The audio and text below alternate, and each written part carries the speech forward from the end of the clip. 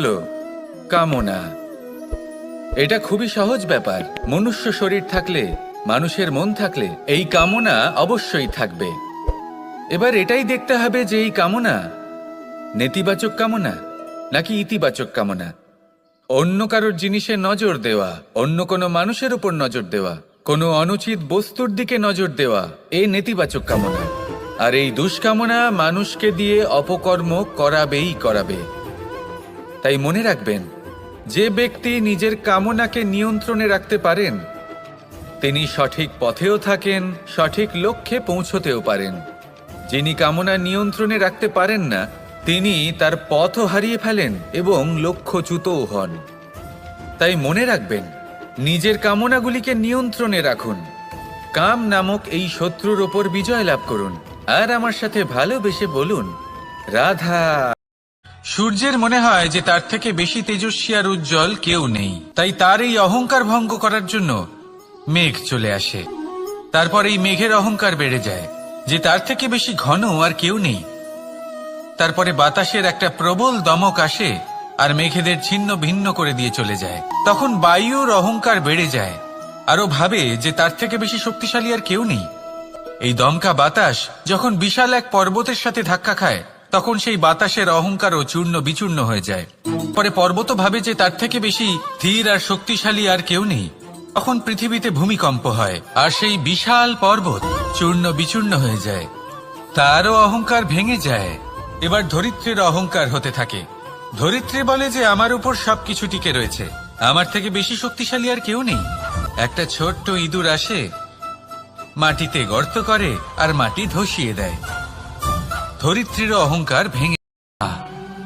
যদি সন্তান দুষ্কর্ম করে তাহলে অপরাধী তার মাতা পিতাও, যারা পুত্র মোহর কারণে সেই অনুচিত কাজে তাকে বাধা দেননি।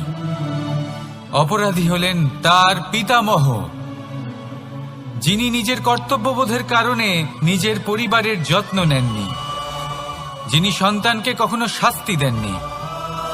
অপরাধী হলেন তার সেই গুরুও, যিনি নিজের শিষ্যের সেই দুষ্কর্ম দেখেও তাকে প্রতিহতও করতে পারেননি। একজন হবু রাজার কর্তব্য হলো নিজের প্রজার কাছে সে যেন এক উদাহরণ প্রস্তুত করতে পারে, কিন্তু যদি এত অনুচিত উদাহরণ প্রস্তুত হয়ে থাকে তাহলে মা বাবার, বাড়ির বয়োজ্যেষ্ঠদের কর্তব্য হলো ওনারা যেন সেটা সেখানেই থামায়।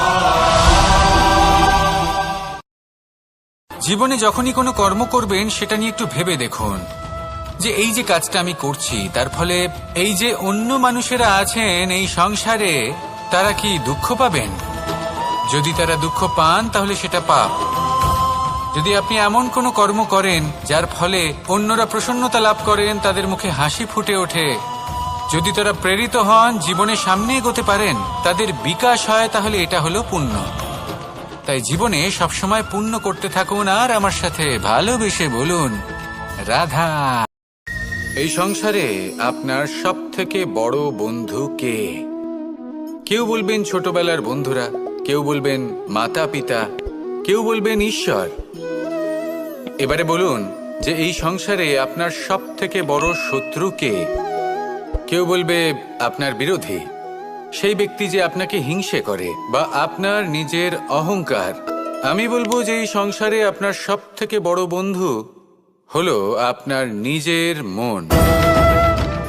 এই চঞ্চল মনকে যদি আপনি নিয়ন্ত্রণ করতে শিখতে পারেন তাহলে এর থেকে বড় বন্ধু এই সংসারে আপনি কোথাও পাবেন না। সেখানেই যদি এই মন আপনাকে বশ করে ফেলে তাহলে সংসারে এর থেকে বড় শত্রুও আপনি কোথাও পাবেন না।